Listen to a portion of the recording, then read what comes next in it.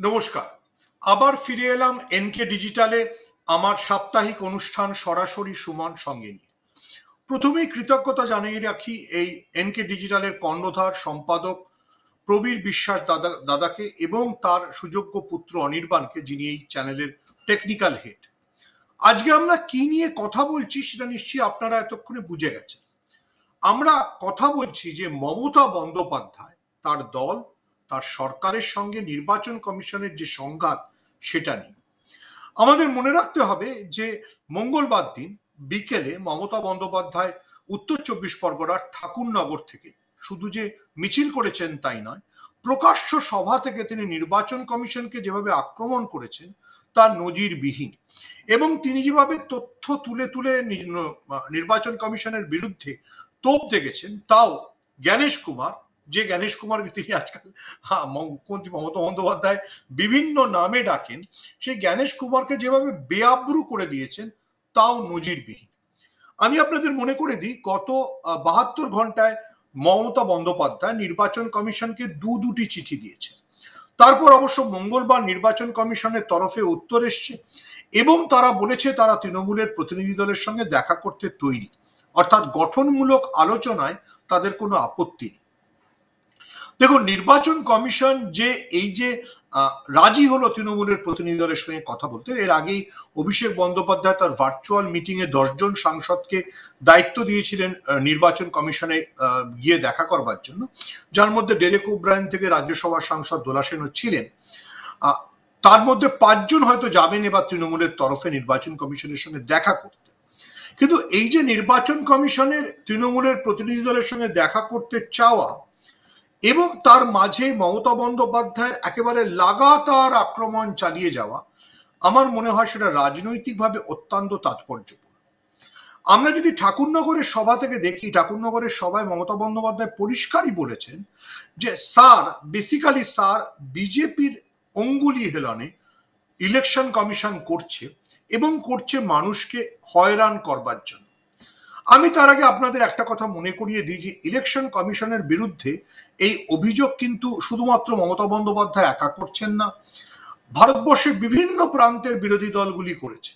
বিহার নির্বাচনের আগে তেজস্বী যাদব অনেকবার করেছেন, বিহার নির্বাচনের সময় রাহুল গান্ধী করেছেন, এমনকি পরবর্তীকালে যখন পশ্চিমবঙ্গের বিজেপি নেতারা খুব লাফালাফি করে বলছিল যে শুধুমাত্র এই সার নিয়ে বা বিএলওদের নিয়ে আন্দোলনটা পশ্চিমবঙ্গে হচ্ছে, তখনও কিন্তু রাহুল গান্ধীর একটা তাৎপর্যপূর্ণ টুইট এসেছিল যে 19 দিনে 16 জন বিএলও ভারতবর্ষের 6টি রাজ্যে মারা গিয়েছে। রাহুল গান্ধীর এই টুইটটা বিজেপি নেতাদের যাকে বলে জোকের মুখে নুন দেওয়ার মতো। দেখুন, পশ্চিমবঙ্গে আজও মমতা বন্দ্যোপাধ্যায় মনে করিয়ে দিয়েছেন যে 3 জন বিএলও এখন অব্দি মারা গেছে। তার মধ্যে উত্তরবঙ্গের একজন আছেন, তার মধ্যে পূর্ব বর্ধমানের নমিতা হাসদা আছেন, তারপরে রিঙ্কু দেবী, যার ছবি আপনারা এইমাত্র দেখলেন, তিনি আছেন। পশ্চিমবঙ্গে 3 জন মারা গেছেন। প্লিজ, এটা আমাদের মাথায় রাখা উচিত, যেটা পশ্চিমবঙ্গের বিজেপি বলে না, এবং পশ্চিমবঙ্গের বাম এবং কংগ্রেসের যেহেতু কোনো চরিত্র নেই, তাদের মূল কাজ মমতা বন্দ্যোপাধ্যায়ের সঙ্গে লড়াইতে থাকা, শুধু তারাও এটা বলে না। এই যে রাহুল গান্ধী যেটা বলেছেন সেটা কিন্তু মমতা বন্দ্যোপাধ্যায়ের যে অভিযোগ তাকে আরো বৃহত্তর পরিসরে গোটা দেশ জুড়ে দেখানো। রাহুল গান্ধীর টুইটটাকে যদি কেউ মন দিয়ে দেখেন, তাহলে রাহুল গান্ধী বলছেন গুজরাটে মারা গিয়েছেন 4 জন, রাজস্থানে মারা গিয়েছেন 2 জন, মধ্যপ্রদেশে মারা গিয়েছেন 2 জন, তামিলনাড়ু এবং কেরলে মারা গিয়েছেন একজন করে। তামিলনাড়ু এবং কেরল বিরোধী শাসিত রাজ্য, কিন্তু বাকি যে 8 জনের পরিসংখ্যান তিনি দিয়েছেন, যে 3টে রাজ্যই বিজেপি শাসিত, অর্থাৎ ডবল ইঞ্জিন সরকারের সরকার। সেখানে কিন্তু এই বিএলও মৃত্যু ঘটেছে। তো এই পরিস্থিতিতে দাঁড়িয়ে আমাদের বুঝতে হবে যে মমতা বন্দ্যোপাধ্যায় কি চাইছেন এবং কি করছেন, এবং কেন নির্বাচন কমিশন এত মমতা বন্দ্যোপাধ্যায়কে নিয়ে চিন্তিত। দেখুন, মমতা বন্দ্যোপাধ্যায় আজকে বলেছেন, এবং যারা একটু রাজনীতি বোঝেন তারা বুঝবেন যে বিজেপির কাছে, গেরুয়া শিবিরের কাছে আজকে ভোটটার বিষয় না, তারা এই সারটাকেই ভোট করতে চায়। মানে কি? মানে ক্রিকেট মাঠটাকে কেটে এমন ছোট সাইজ করে দিলেন, ডাঙ্গুলি খেলার মাঠ হয়ে গেল, ওখানে কোনো গাঙ্গুলি আর সুপার হিরো হতে পারবে না। এমন একটা ছোট মাঠ করে দিলেন যেখানে শুধুমাত্র তাদের পারপাসই সার্ভ হবে। কংগ্রেস এবং আরজেডি অনেক দেরিতে বুঝেছে এবং তারা পরে পরিসংখ্যান দিয়ে দেখিয়েছে যে বিহারে অন্তত 74টা এরকম বিধানসভা আছে যেখানে যে পরিমাণ ভোটারদের নাম বাদ দেওয়া হয়েছে তার চাইতে অনেক কম ভোটে এনডিএ জিতেছে। অর্থাৎ ধরুন একটা কেন্দ্র, সেখানে 24,000 ভোটারের নাম বাদ গিয়েছে, নির্বাচন কমিশনের স্যারের নামে বাদ দিয়েছে, সেখানে এনডিএ জেতার মার্জিন 5,000, 6,000, ম্যাক্সিমাম হলে 10,000। তাহলে বুঝে দেখুন কিভাবে আমি যেটা বললাম যে ফুটবল মাঠটাকে কেটে হাডুডু খেলার মতো জায়গা করে দিল, ক্রিকেট মাঠটা কেটে ডাঙ্গুলি খেলার জায়গা করে দিল, এটা বিজেপি কি অসাধারণ কৌশলে করছে। মমতা বন্দ্যোপাধ্যায় বলেছেন, তৃণমূলের অনেক নেতা আগে থেকেই বলছেন, এই জ্ঞানেশ কুমার আগে ছিলেন অমিত শাহ দপ্তরের সচিব, অমিত শাহর আন্ডারে তিনি কাজ করেছেন, ফলে তিনি অমিত শাহকে বুঝিয়েছেন, এটাই তৃণমূল নেতৃত্ব মনে করেন যে আপনাকে এনআরসি করতে হবে না, আমি ঘুরপথে এমন এসআইআর নামে একটা জিনিস করব যে যাতে বিরোধীদের ভোটাররা কমে যাবে এবং শুধু আপনার ভোটারই থাকবে। আচ্ছা, এটা শুধু মমতা বন্দ্যোপাধ্যায় আজকে বলেছেন তার না, আবার আমি মনে করিয়ে দেবো, রাহুল গান্ধী প্রথম কর্ণাটকের একটা বিধানসভার উদাহরণ দিয়ে বলেছিলেন যে সেখানে কিভাবে 6,000 ভোটার নির্বাচন কমিশন বাদ দিয়েছে বিজেপির অঙ্গুলি হেরণে। অর্থাৎ যেটা মানে যেটা বিজেপির জেতার জন্য দরকার, কিভাবে একটা সিটকে নির্বাচন কমিশন সাজিয়ে দিচ্ছে, এটা খুব পরিষ্কার।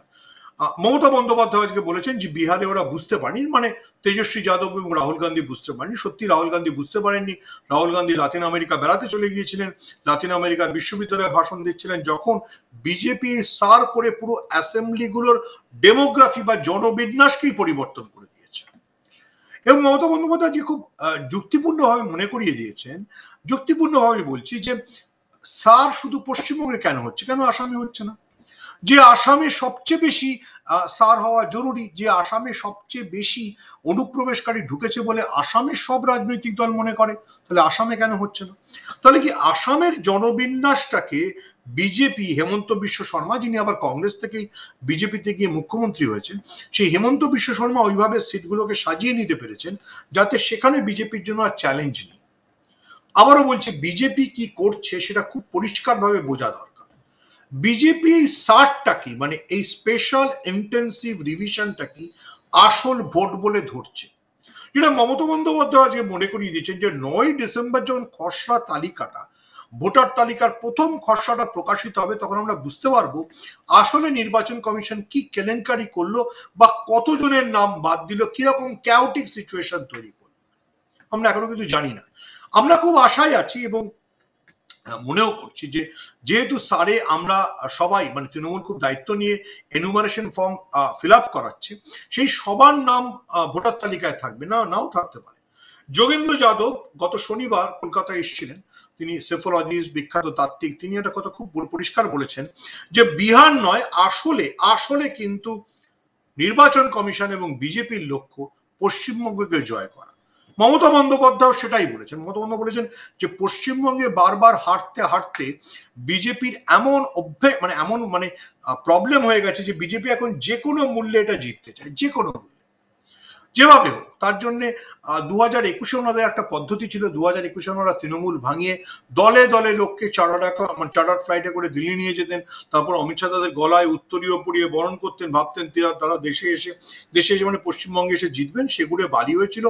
এখনো মনে রাখবেন যে 2021-এর বিধানসভা নির্বাচন হয়েছিল 7 দফায়, 4 দফা অবধি, অর্থাৎ শীতলকুচি ঘটার আগেও অবধি 3 দফায়। প্রথম 3 দফার পরে রোজ অমিত শাহ সাংবাদিক সম্মেলন করে বলতেন আপ কি বার 200 পার। ঠিক আছে, অমিত শাহ পশ্চিমবঙ্গে সেটা করতে পারেননি, কিন্তু বিহারে কিন্তু অমিত শাহ যোগ্য শিষ্য, অমিত শাহ নির্দেশে চলা জ্ঞানেশ কুমার সেটা করে দেখিয়ে দিয়েছেন। বিহারে কিন্তু এনডিএ 200 পার করে গেছে, 200 পার, যেটা কেউ ভাবেনি। মানে আপনি যদি মাথায় রাখেন 2021-এর আগে পশ্চিমবঙ্গ বিধানসভার আগে 2020-তে যখন বিহারের বিধানসভা ভোট হয়েছিল, কিন্তু গায়ে গায়ে লড়াই হয়েছিল। এনডিএ পেয়েছিল 125টা সিট, ইন্ডিয়া জোট পেয়েছিল 110টা সিট। সেটাকে এবারে এতটা যে পার্থক্য করে দেওয়া সম্ভব না, তাতে অবশ্যই অন্য ফ্যাক্টরও আছে। অর্থাৎ এনডিএতে ফিরে এসছে চিরাগ পাসওয়ানের এলজেপি, যারা প্রায় 5 থেকে 6% ভোট এনডিএর খাতায় যোগ করেছে। ফলে এনডিএ যেখানে 39% ছিল, সেখানে 5% যোগ হওয়াতে প্রায় 45% হয়ে গেছে। কিন্তু তবু মরার উপরে খাড়ার ঘায়ের মতো জ্ঞানেশ কুমার একদম সার করে বিরোধীদের বিহারে পুরো একদম ছত্রভঙ্গ করে দিয়েছেন। অর্থাৎ বিজেপির যে ভোট ব্যাংক সেটাকে অটুট রাখা এবং বিরোধী ভোট ব্যাংককে বাদ দিয়ে দেওয়া, কাজটা জ্ঞানেশ কুমার অত্যন্ত অত্যন্ত দক্ষতার সঙ্গে করছে। পশ্চিমবঙ্গের ক্ষেত্রে তার সেটাই উদ্দেশ্য। আর মমতা বন্দ্যোপাধ্যায় বারবার নির্বাচন কমিশনের গিয়ে টুটি চিপে ধরছে, বিভিন্ন ইস্যুতে তিনি নির্বাচন কমিশনের যেগুলো গাইডলাইন না মানা সেগুলোকে মনে করিয়ে দিচ্ছে।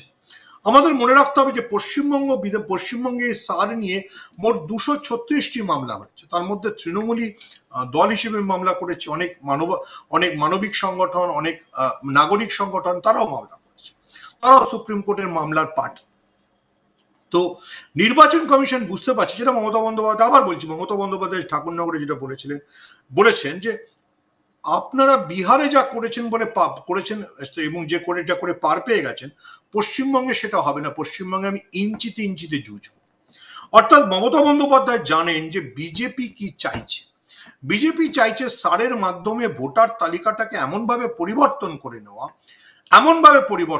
নেওয়া যাতে বিরোধীদের যে ভোট ব্যাংক সেটা অর্ধেক হয়ে যায় এবং যার ফলে তাদের কাছে নির্বাচনে সংখ্যাগরিষ্ঠতা পাওয়া খুবই সহজ হয়ে যায়।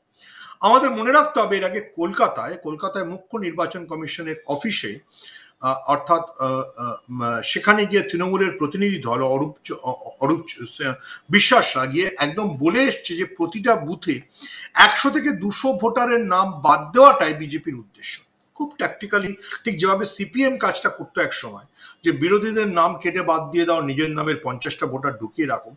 আমি জানি না সিপিএম এর অনেকেই আমার মতো সাদা পাঞ্জাবের তলায় যাদের চে গুয়েভারার উল্কি আছে সেসব ঝেড়ে ফেলে তারা বিজেপি হয়েছেন। সিপিএম এর ক্যাবিনেটের লোকরা এখন বিজেপির বিধায়ক শুভেন্দু অধিকারীর পাশে দাঁড়িয়ে তারা নাচেন। তো তারা এই বুদ্ধিটা দিয়েছেন কিনা, কিন্তু সামগ্রিকভাবে আবারও বলছি, গোটা দেশ জুড়েই এটা বিজেপির এক্সারসাইজ।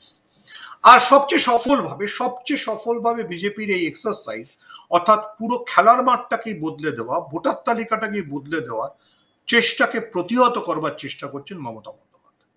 আমরা সবাই জানি মঙ্গলবার মমতা বন্দ্যোপাধ্যায় ঠাকুরনগর যাওয়ার কথা ছিল হেলিকপ্টারে। মমতা বন্দ্যোপাধ্যায় অভিযোগ করেছেন যে কারো কারসাজিতে মমতা বন্দ্যোপাধ্যায় হেলিকপ্টার যেতে পারেননি, তিনি বাই রোড ঠাকুরনগর গেছেন এবং ঠাকুরনগর তিনি যাওয়ার পথে ওনার বক্তব্য যে খুব ভালো বলেছেন, আমাকে যত আটকানোর চেষ্টা করবে বিজেপি, তত আমি নতুনভাবে স্ট্র্যাটেজাইজ করব, তত নতুনভাবে আমি আমার রাজনৈতিক কৌশল সাজাবো। উনি বলেছেন এই যে বাই রোড উনি ঠাকুরনগর গেলেন, তাতে ওনার জনসংযোগ বাড়ল। সত্যি রাস্তার ধারে যারা দাঁড়িয়েছিলেন তারা মমতা বন্দ্যোপাধ্যায়কে দেখে উচ্ছ্বসিত হয়েছেন, উল্লসিত হয়েছেন। উত্তর 24 পরগনা, যেটা সবচেয়ে পশ্চিমবঙ্গের উত্তর এবং দক্ষিণ 24 পরগনা সবচেয়ে বেশি আসন আছে সেখানে মমতা বন্দ্যোপাধ্যায় যদি এতটা পথ বাই রোডে যান, তাহলে তো অবশ্যই মুখ্যমন্ত্রীর জনসংযোগ হবে। আমি যেটা বলতে চাই, আবারও বলি, যে Gyanesh Kumar is under pressure, and pressure only because of one single woman, যার নাম মমতা বন্দ্যোপাধ্যায়। এই যে ভারতবর্ষের দলিত, প্রান্তিক, মুসলমান এবং মহিলাদেরকে ভোটার তালিকা থেকে বাদ দেওয়ার যে সুন্দর কৌশলটা নিয়ে বিজেপি এবং জ্ঞানেশ কুমার এগোচ্ছিলেন, তার পথে একদম বাধা হয়ে দাঁড়িয়েছেন মমতা বন্দ্যোপাধ্যায়। তার সঙ্গে যোগ্য সঙ্গত দিচ্ছেন অভিষেক বন্দ্যোপাধ্যায়। কেন বললাম যোগ্য সঙ্গত দিচ্ছেন? মমতা বন্দ্যোপাধ্যায় যেমন চেষ্টা করছেন এনুমারেশন ফর্ম ফিল আপ করার, সেই এনুমারেশন ফর্মকে কিন্তু দিদির দুধ যে অ্যাপটা, সেই অ্যাপের মাধ্যমে অভিষেক বন্দ্যোপাধ্যায় একটা সার্ভারে রাখছে। অর্থাৎ আমরা যখন 9ই ডিসেম্বর যখন ফার্স্ট লিস্টটা বেরোবে, তখন অভিষেক বন্দ্যোপাধ্যায় একদম বুথ ধরে হিসেব করতে পারবেন যে কোন বুথে কতজনের ফর্ম ফিল আপ হয়েছিল আর ইলেকশন কমিশন ফাইনালি কতজনের নাম রাখলো। অর্থাৎ আমি কি পরীক্ষা দিয়েছিলাম আর পরীক্ষার পরে আমার যে খাতাটা বেরোচ্ছে, সেই দুটোর সঙ্গে তুলনা করবার জন্য উনি ব্যবস্থা করেছেন। যে খুঁটিনাটি জিনিসটা তেজস্বী যাদব বা রাহুল গান্ধীর করার কথা ছিল, যে তারা যেটা বিহারে পারেনি। এবার তেজস্বী যাদব বা আরজেডির পারিবারিক বহু সমস্যার কথা আমরা জানি, সেই সমস্যাগুলো রাইজ করেছে, সেগুলো ইলেকশন হেরে যাওয়ার পর আমরা দেখতে পাচ্ছি যে লালু প্রসাদ যাদবের পরিবারের মধ্যে কত সংকট। কিন্তু রাহুল গান্ধীর তো সেরকম কোনো সংকট ছিল না। রাহুল গান্ধী যে কেন এই বিষয়টায় সময় দিলেন না, সেটা দুর্গেয় রহস্য। অনেকেই লিখেছেন এবং আমিও লিখেছি যে রাহুল গান্ধী 2024 নির্বাচনের পরে যে সুযোগটা পেয়েছিলেন, অর্থাৎ ভারতবর্ষে বিরোধী রাজনীতির পালে যে হাওয়া লেগেছিল সেটাকে বিনষ্ট করে দেওয়ার জন্য উনি এবং ওনার বোন যেরকম মরিয়ার চেষ্টা করেন, না না ভাই আমরা বিজেপিকে চ্যালেঞ্জ করবো না, বিজেপির চাপে পড়ে গেলে তো আমাদের ঘাড়ে দায়িত্ব চলে আসবে, সেটা সত্যি চিন্তাজনক। কিন্তু মমতা বন্দ্যোপাধ্যায় রাহুল গান্ধীর মতো দায় ঝেড়ে ফেলতে অভ্যস্ত নন, তিনি প্রতিটা ইঞ্চিতে লড়াই করছেন। তিনি অভিষেক বন্দ্যোপাধ্যায়কে দিয়ে দলীয় সাংগঠনিক মিটিং করাচ্ছেন যেন এনুমারেশন ফর্ম ঠিকঠাক হয়। তিনি এনুমারেশন ফর্মের কাদের জমা পড়ছে, কোন বুথে কত লোক ফর্ম ফিল আপ করেছে তার প্যারালাল ডেটাবেস রাখছেন, মানে মানে সমান্তরাল ভাবে সেটার তথ্য তৃণমূলের কাছে যাচ্ছে। তিনি নির্বাচন কমিশনকে প্রতিদিন মনে করিয়ে দিচ্ছেন নির্বাচন কমিশন কি কি ভুল করছে। একটা সহজ ভুলের কথা আজও তিনি মনে করিয়েছেন, আবার আগেও তিনি বলেছিলেন। একটা কথা নির্বাচন কমিশন বিজেপি এবং আমাদের দেশে, বা আরো নির্দিষ্ট করে বলতে গেলে আমাদের পশ্চিমবঙ্গের গদি মিডিয়া রটিয়েছিল যে মমতা বন্দ্যোপাধ্যায় নিজের এনুমারেশন ফর্ম নিয়ে ফিল আপ করে দিয়েছে। এটা একটা মিথ্যে কথা ছিল। যে ভদ্র মহিলা, যে রাজনৈতিক দলের প্রধান, যিনি এই সারের বিরুদ্ধে আন্দোলন করছেন, তিনি কখনো সারের ফর্ম ফিল আপ করে দিতে পারেন? মমতা বন্দ্যোপাধ্যায় পরে পরিষ্কার করে বলেছেন যতক্ষণ না পশ্চিমবঙ্গে সবার ফর্ম ফিল আপ শেষ হচ্ছে, যতক্ষণ না তিনি এতে সন্তুষ্ট হচ্ছেন, তিনি নিজের ফর্ম ফিল আপ করবেন না। And here is another very big twist. Mamata বন্দ্যোপাধ্যায়কে ফর্ম ফিল আপ করতে হবে কেন? মমতা বন্দ্যোপাধ্যায় নিজেই সেটা বলেছিলেন যে মমতা বন্দ্যোপাধ্যায় 7 বারের এমপি, 3 বারের চিফ মিনিস্টার। তাকে কি কেউ ধরে নিচ্ছে যে তিনি বহিরাগত বা অনুপ্রবেশকারী? তাহলে তারও সারের ফর্ম ফিল আপ করতে হবে। যদি কেউ মনে রাখেন, যখন বিজেপি এবং গদি মিডিয়ার তরফে, গদি মিডিয়া বলছি কেন, পশ্চিমবঙ্গের প্রধানতম সংবাদপত্রগুলি প্রথম পাতায় যখন খবর চেপেছিল, তখন মমতা বন্দ্যোপাধ্যায়ের তরফ থেকে পাল্টা ফেসবুক করে পোস্ট করে এই প্রশ্নগুলো তোলা হয়েছে, এবং জরুরি প্রশ্ন। যিনি 7 বারের এমপি, এখানে আই রিপিট, মমতা বন্দ্যোপাধ্যায় কোনো সামান্য রাজনীতিক নন, তিনি 7 বারের এমপি, একাধিকবার কেন্দ্রীয় মন্ত্রী, 3 বারের মুখ্যমন্ত্রী। তাহলে তার ফর্ম ফিল আপের দায় কি তার? কেন প্রশ্নটা করলাম? এর আগে নির্বাচন কমিশনের তরফে বলা হয়েছিল যারা কেন্দ্রীয় মন্ত্রী, যারা এমপি, তাদের এইসব সারের ফর্ম ফিল আপ করতে হবে না। তারা বলছে মুখ্যমন্ত্রী সারের ফর্ম ফিল আপ করেছেন, এবং সেটাকে ঢাক ঢোল পিটিয়ে প্রচার করা হচ্ছে। আমি আবারও বলছি, বিজেপি বেসিক্যালি একটা মিথ্যের বেসাতি খুলে বসেছে, এবং যে মিথ্যের বেসাতিতে যোগ্য সঙ্গত দিচ্ছে নির্বাচন কমিশন, এবং আরো যোগ্য সঙ্গত দিচ্ছে আমাদের রাজ্যের কিছু মিডিয়া, যারা একটা মিথ্যে কথা রোজ রোজ রোজ প্রচার করে চলেছে, এবং যেটাকে মমতা বন্দ্যোপাধ্যায় করে মাঠে নিয়ে গিয়ে একেবারে, আজ ঠাকুরনগর যাচ্ছেন, কাল কলকাতায় মিছিল করছেন, পরশু ওখানে যাচ্ছেন, একেবারে মাঠে নিয়ে গিয়ে প্রতিহত করছে। খুব ইন্টারেস্টিং। এবং এর জন্যই জ্ঞানেশ কুমাররা যথেষ্ট অসহায় বোধ করছেন। জ্ঞানেশ কুমাররা ইতিমধ্যে তৃণমূলের প্রতিনিধি দলের সঙ্গে দেখা করতে রাজি হয়ে গেছেন। আমি নিশ্চিত যখন দোলা সেনরা তার ঘরে ঢুকবেন, দোলা সেনরা যে দাপট দেখাবেন, সেই দাপটের কাছে নির্বাচন কমিশনাররা আরো কুই করবেন নিজেদের অপরাধ ঢাকতে। আর কি বা করতে পারেন এই জ্ঞানেশ কুমার? দেখুন, আগের যিনি নির্বাচন কমিশনার ছিলেন 2024-এর সময়, তাকে কোনো অপ্রিয় প্রশ্ন করলেই নরেন্দ্র মোদী কেন হেড স্পিচ দিচ্ছে, নরেন্দ্র মোদীর হেড স্পিচের সময় কেন ব্যবস্থা নেওয়া হচ্ছে না, তিনি রাত্রিবেলা লেখা শায়রি পড়তেন। ওই যে সেই এনআরসির সময় একটা কথা প্রচলিত হয়েছিল না, চুটকুলি লিখতে হ্যাঁ। তো সত্যি নির্বাচন কমিশনের যে শায়রি লিখে সাংবাদিকদের প্রশ্নের উত্তর দিতে পারে, সেটা আনথিঙ্কেবল ছিল, সেটা কেউ কোনোদিন ভাবেনি। এবারে এই যে জ্ঞানেশ কুমার, যিনি একেবারে যাকে বলে অমিত শাহ একেবারে, sorry for using this language, but একদম ভক্ত হনুমানের মতো অমিত শাহর কাছে গিয়ে জোরহাত করে বসে থাকেন, সেই জ্ঞানেশ কুমারকে কিন্তু একেবারে মমতা বন্দ্যোপাধ্যায় যাকে বলে আইনি দিক থেকে একেবারে নির্বাচন কমিশনের প্রত্যেকটা ক্লজ তুলে ধরে যেভাবে তিনি তাকে কোণঠাসা করছেন, সেটা খুবই খুবই খুবই খুবই চিন্তার ঘটনা বিজেপির জন্য। দেখুন, বিজেপির কে আজকে মঙ্গলবার মতুয়াগড়ে যেভাবে মমতা বন্দ্যোপাধ্যায় চেপে ধরেছে, এবং মমতা বন্দ্যোপাধ্যায় জানেন সব পরিসংখ্যান তার দিকে, সেটা অত্যন্ত তাৎপর্য। যেমন বিজেপি এই সারের সময় যেহেতু মতুয়ারা খুব ভয় পাচ্ছিল, মতুয়াদের একটা কথা বলবার চেষ্টা করছিল যে সিএ ফর্ম ফিল আপ করলেই তোমরা নাগরিকত্ব পেয়ে যাবে, এবার তোমাদের নাম ভোটার তালিকায় থাকবে না ঠিক, কিন্তু পরের বার তোমাদের থাকবে। জানা গিয়েছে যে গত 2019-এ সিএ আইন পাশ হওয়ার পর থেকে আজ পর্যন্ত মাত্র 8 জন বাঙালি নাগরিকত্ব পেয়েছে। বাবা, তার কি পরিমাণ বিজেপি, এবং দুঃখের কথা আমার দেশের সরকার মিথ্যে কথা বলে, মিথ্যে কথা রটায়। শান্তনু ঠাকুর অবশ্য লন্ডনে রয়েছেন, তিনি নিশ্চয়ই খুব চিন্তিত নন যে সিএ কি হচ্ছে বা সিএ তে কারা নাগরিকত্ব পাচ্ছে। আচ্ছা, মমতা বন্দ্যোপাধ্যায় এই প্রশ্নটাও তুলেছেন, খুব জরুরি প্রশ্ন, যদি এই ভোটার তালিকা তাদের মনে হয় ভুয়ো ভোটারে ভর্তি, যদি তাদের মনে হয় অনুপ্রবেশকারীদের ভর্তি, তাহলে এই ভোটার তালিকার উপরই তো ভোট হয়েছিল 2024-এ, সেই ভোটে জিতেই যাই হোক মিলিজুলি সরকার করে নরেন্দ্র মোদী সরকার চালাচ্ছে, তাহলে প্রথম প্রধানমন্ত্রী হিসেবে তাকে বলতে হবে যে আমি ভুয়ো ভোটারদের ভোটে জিতেছি, আমি পদত্যাগ করছি, যতক্ষণ না ফ্রেশ ইলেকশন হচ্ছে, নতুন করে নির্বাচন হচ্ছে, ততক্ষণ এদেশে কোনো প্রধানমন্ত্রী থাকবে না, সেটার জন্য নরেন্দ্র মোদী রেডি। মমতা বন্দ্যোপাধ্যায় কিন্তু সেই জরুরি প্রশ্নগুলো তুলছেন, এবং এমনভাবে তুলছেন এবং রোজ যেভাবে তিনি প্রতিহত করছেন। আজও তিনি মতুয়াগড়ে গিয়ে বলেছেন যে আমি থাকতে কেউ আপনাদেরকে ভোটার তালিকা বা ডি ভোটার করতে পারবে না। তুমি আমাদের মনে রাখতে হবে যে আসামে যখন ডি ভোটার হয়েছিল, অর্থাৎ যাদের নাম ভোটার তালিকা থেকে বাদ গিয়েছিল, তার মধ্যে হিন্দু বাঙালি সবচেয়ে বেশি ছিলেন, প্রায় 12 লক্ষ।